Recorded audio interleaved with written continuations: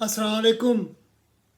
सबसे पहले तो मैं अल्लाह का शुक्र अदा करता हूँ कि पटाग्राम में जो केबल कार को हादसा पेश आया उसमें तमाम बच्चे और उनके असातिज़ा महफूज रहे और इनको बहिफाजत घर पहुँचाने में मकामी लोगों ने और रियासी इदारों ने मदद की। उन सब का भी कौम को शुक्रगुजार होना चाहिए। लेकिन इस जालिम जमहूरिया की रिवायत ये है कि हम हादसात से सीखते नहीं हैं और इसी वजह से मुसलसल हादसात होते रहते हैं। अभी पिछले दिनों आपने देखा होगा कि मोटरवे पर एक बस टकराई एक डीजल ले जाने वाले वैन से और फिर उसमें आग लग गई और 18-20 जानें ज़ाया हुई। और उससे पहले आपको वो रेल का हादसा याद है जिसमें खबरें ये थी वो लकड़ी का टुकड़ा लगा के पटरियों को जोड़ने की कोशिश की गई थी और हालांकि वज़ीर रेलवे उस वक्त जो थे ख्वाजा साद रफ़ीक, उन्होंने कहा कि ऐसा नहीं था, लेकिन मुकम्मल तहकीकात नहीं हुई और हमें नहीं मालूम कि वो हादसा किन वजूहात की वजह पर हुआ और आइंदा उनसे बचने के क्या इक़दाम किए जाएंगे। जो निगरान हुकूमत है उसका रवैया भी अजीब व गरीब है, माफ़ कीजिएगा। पहले तो ये कि वज़ीर आज़म का ये काम नहीं कि इस किस्म के हादसा पे बयानात दें, क्योंकि इस वक्त सूबा सरहद में भी जो खैबर पख्तूनख्वा है उसमें भी एक निगरान हुकूमत है और जो ज़राई इंतज़ामिया उनकी ज़िम्मेदारी है कि वो इस किस्म के हादसा पे नज़र रखें और रेस्क्यू को पहुँचें। सिर्फ यही नहीं कि वज़ीर आज़म साहब ने बयान दिया बल्कि ये भी कहा कि तमाम केबल कार्स बंद कर दें।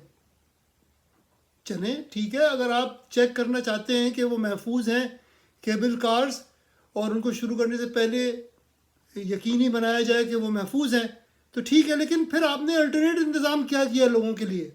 भाई जो केबल्स कार हैं ये कई सौ लोगों को दिन में एक तरफ से दूसरी तरफ ले जाती हैं।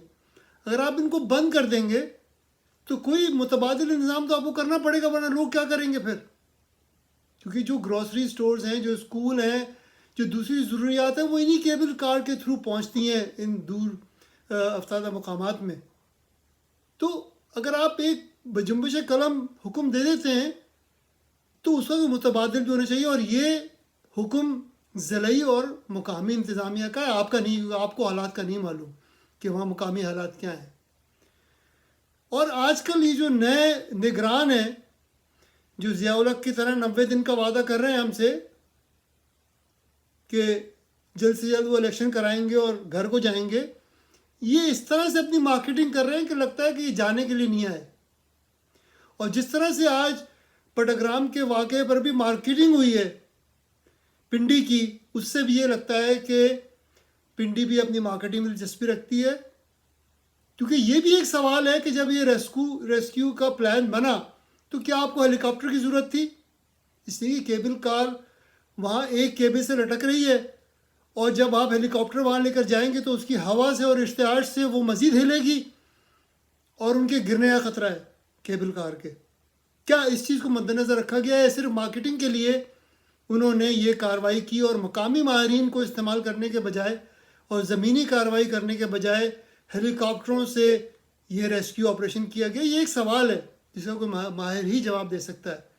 मकसद मेरा आपको कहने का ये है कि निगरान जो अहम मसाइल हैं उन पर तवज्जो नहीं दे रहे, जो मुल्क के अहम तरीन मसाइल हैं उन पर तवज्जो नहीं दे रहे और ये इस तरह के जो मकामी मसाइल हैं उनसे अपनी मार्केटिंग कर रहे हैं और ये तासुर पैदा करने की कोशिश कर रहे हैं कि ये बड़े गमगुसार हैं इस कौम के।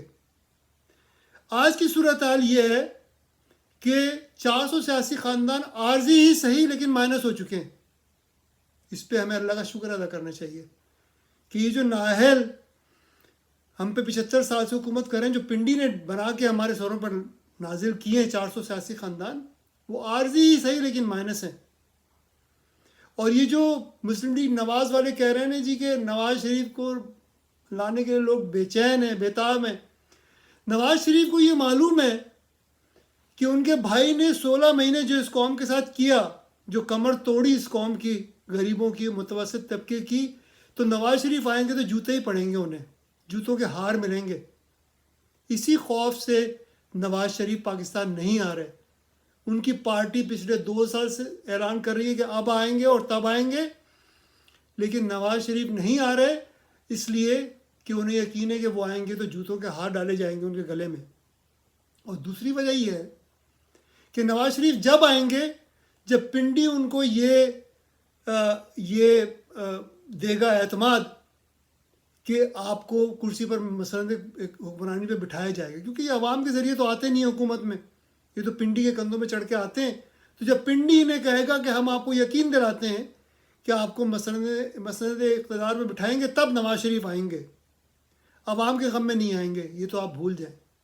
کیونکہ جو 16 مہینے ہوا اس دوران نواز شریف کی مکمل حمایت حاصل تھی شہباز شریف کی حکومت کو۔ لیکن اب سب سے اہم سوال یہ ہے کہ پنڈی لیبارٹری کو کیسے مائنس کیا جائے، کیونکہ جب تک وہ مائنس نہیں ہوگی، جب تک یہ 400 خاندان بار بار جعلی الیکشنوں سے ہمارے سر پر نازل ہوتے رہیں گے۔ لیکن ترکیہ نے پرامن طریقے سے 250 جنرلوں کو نکالا جب انہوں نے اقتدار پہ قبضہ کرنے کی کوشش کی۔ اسی طرح سے الجیریا میں جب لوگوں نے احتجاج کیا 1 سال، تو ان کا یہ مطالبہ تھا کہ جو جرنیل ریاست پر قابض ہیں ان کی چھٹی کی جائے۔ اسی طرح سے اب پاکستانی قوم کو بھی یہ پیغام پہنچانا ہے کہ جی جنرل عاصم منیر اور ان کے کور کمانڈر سیاست میں اس بری طرح سے ملوث ہیں کہ ان سب کو مائنس کرنا ہی پڑے گا آپ کو سیاست سے۔ جب تک یہ مائنس نہیں ہوں گے، جب تک عوامی جمہوریہ نہیں بنے گی، جب تک ان 400 خاندانوں کا قبضہ رہے گا اس ملک پہ، اور جب تک یہ ظلم کی ریاست چلتی رہے گی۔ تو اگر ایک عوامی ریاست بنانی ہے تو ایک عوامی جمہوریہ آپ کو بنانی پڑے گی، اور اس کے لیے جرنیلوں کو سیاست سے مائنس کرنا پڑے گا، ججوں کو جو نظریہ ضرورت کے تحت فیصلے کرتے ہیں انہیں مائنس کرنا پڑے گا، 400 سیاسی خاندانوں کو مائنس کرنا پڑے گا، اور بڑے کاروباریوں کو آپ کو مائنس کرنا پڑے گا، اور اس کے لیے ایک پرامن قومی تحریک چلانی پڑے گی۔ میں امید کرتا ہوں آپ اس پیغام پر غور کریں گے اور دوسرے لوگوں تک بھی اسے پہنچائیں گے۔ شکریہ۔